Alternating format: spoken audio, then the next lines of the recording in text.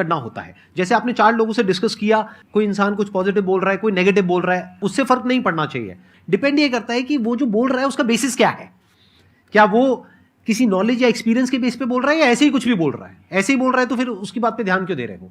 अगर किसी नॉलेज या एक्सपीरियंस के बेस पे बोल रहा है, फिर चाहे वो पॉजिटिव बोल रहा है चाहे नेगेटिव बोल रहा है, दोनों ही मायने रखता है।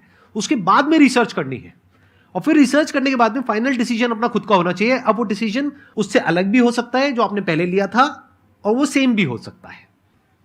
सर मेरा क्वेश्चन दोनों से है आपसे, how to deal procrastination and laziness. हमारा ब्रेन है ना, ये बहुत आलसी टाइप का है, इसको आराम खोजना पसंद है। अब थोड़ा सा भी अब इसको आराम की ओर लेके चले गए ना तो फिर उधर ही रहेगा। आप सोचेंगे 10 मिनट आराम कर लेते हैं ना, तो 10 मिनट 2 घंटा बना देगा। उसको टॉर्चर कीजिए, चल 10 मिनट बाद में। उसको आप उस पर हावी में, वो कह रहा है कि हमको आराम चाहिए, आपको हाँ आराम मिलेगा, पहले काम फिर मिलेगा आराम। तो आप उसके हिसाब से मत चल। आपका मन कर रहा है थोड़ा सा देख लेते हैं, कोई नोटिफिकेशन आया, आप कोई काम कर रहे हैं, क्यों पहले काम कर लीजिए, बाद में देखिएगा ना नोटिफिकेशन। आप हावी मत होने दीजिए यहाँ पे। अगर आप 5 मिनट भी थोड़ा सा लूज पड़े ना, थोड़ा सा कमर सीधा कर लेते हैं, 2 घंटा बर्बाद कर दिया आपको। हावी मत होने दीजिएगा उसको अपने ऊपर। प्रोक्रेस्टिनेशन को तोड़ने का एक ही तरीका है, सबसे छोटे लेवल पे ले जा करके उस गोल को तोड़ दो। यानी वो गोल बहुत बड़ा है, उसको ब्रेक डाउन करो, उसके सबसे पहले स्टेप पे आ जाओ कि उसको अचीव करने का सबसे पहला स्टेप क्या है। जैसे गाड़ी चलाना सीखना है, उसका सबसे पहला स्टेप क्या है? अगर घर में कोई नहीं है सिखाने वाला या सिखाने वाली, तो बाहर जा करके जो गाड़ी का ड्राइविंग स्कूल है उधर जा करके पैसे दे दो। अब फंस गए ना तो फंसा दो अपने आप को।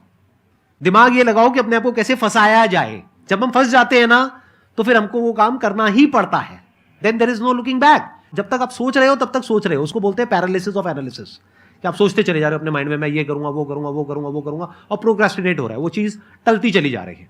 तो उसको छोटे से छोटे लेवल पे ब्रेक डाउन करके उसको कर दो, दैट इज नंबर 1। और जैसे ही करना शुरू करते हो, कोशिश करो कि उसको जब तक कि आप सही से नहीं कर लेते हो उसको छोड़ना नहीं है, तो आपकी लेजीनेस भी खत्म हो जाएगी। कई लोगों को तो हमने देखा जो सप्ताह में कुछ भी नहीं करता, वो भी संडे को आराम कर रहा है।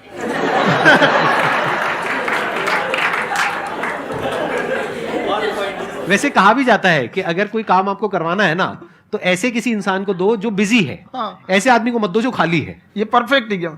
किसी को भी आप देखिएगा जिसको आप कहते हैं कि मतलब थोड़ा ठीक ठाक आप समझते हैं कि नहीं ये बहुत आगे निकल, वो एक काम को खत्म करने के बाद कभी आराम नहीं करेगा। एक काम खत्म हुआ उसको लगेगा हाँ एक खत्म हो गया, अब दूसरा करना चाहिए। और वही जिसको देखिएगा एक खत्म हो गया और आराम करना चाहिए, कभी नहीं, लाइफ में आखिरी सांस तक। सर यहाँ पे सब हिंदी में पूछते हैं, इंग्लिश में पूछते हैं, मैं भोजपुरी में पूछूं? जौन भाषा ठीक लगे तोने में पूछ दो। हाँ सर।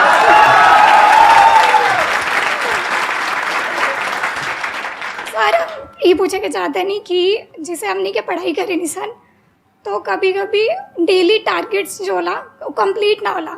अगर टारगेट्स कंप्लीट भी होला तो फिर ऐसा इरिटेशन या फिर वो एंजाइटी या फिर कि और करना है या फिर अभी नहीं हुआ, वो चीज़ हमेशा रहेला। तो वो कम कैसे करल जाए?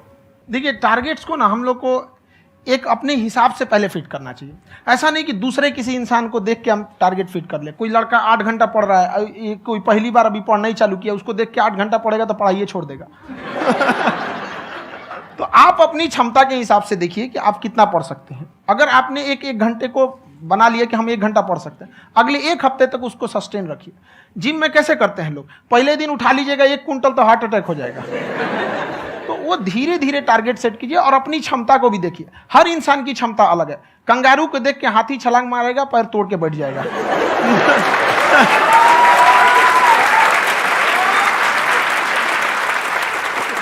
अब संदीप सर का मोटिवेशन देख के इसका मतलब क्या कि ट्रेन के आगे खड़ा हो जाएंगे, ढकेल देंगे तुमको। हालांकि ऐसा कर देते हैं, लेकिन ऐसा करिएगा लोग नहीं, क्षमता पता होना चाहिए। आपके अंदर एंजाइटी हो रही है कि मैंने कर तो लिया है। आप ये नहीं कह रहे कि मैंने कुछ भी नहीं किया है फिर मेरे को एंजाइटी हो रही है। आप ये कह रहे हो मैंने काफी कुछ कर लिया है फिर भी एंजाइटी हो रही है कि कहीं कुछ छूट तो नहीं गया है। तो बेसिकली आपको ये देखना है कि अगर आपके अंदर ये एंजाइटी हो रही है, that means you are a very good student. आप एक अच्छे स्टूडेंट हो। क्यों? क्योंकि बहुत सारे स्टूडेंट्स तो ऐसे हैं उनको पढ़ने के नाम से एंजाइटी होती है। तो आपको एंजाइटी हो रही है कि मैंने पढ़ लिया। दिन में मानो 8 घंटे का आपने टारगेट सेट किया और 6 घंटे पढ़ लिया, या मान लो 8 घंटे भी पढ़ लिया, फिर भी एंजाइटी हो रही है कि मैंने 10 घंटे नहीं पढ़ा।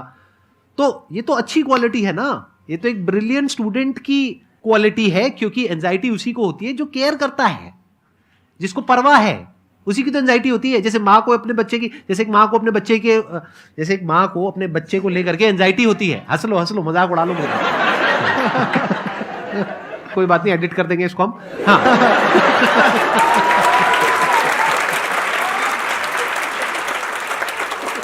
जैसे एक माँ है, उसको अपने बच्चे को लेकर के एंजाइटी होती है, थोड़ी सी भी तबीयत खराब हो जाए उसको एंजाइटी होती है, चाहे बच्चा ठीक भी है, डॉक्टर को नहीं होती है। क्यों? क्योंकि माँ को उस बच्चे से प्यार है। तो दैट मीन्स कि आप अपनी पढ़ाई को लेकर के सीरियस हो, इस वजह से आपके अंदर एंजाइटी हो रही है, विच इज नॉर्मल। जहां पर प्यार मोहब्बत होती है वहां पर थोड़ी बहुत एंजाइटी तो होती ही है ना। समझ रहे हो ना मैं क्या कहना चाह रहा हूं?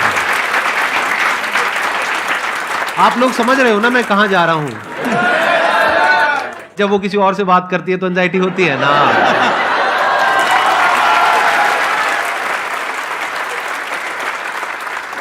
सर आपकी स्टोरी हमने सुनी थी, तो एक टाइम आया था जब आप गंगा किनारे जाके बैठ गए थे।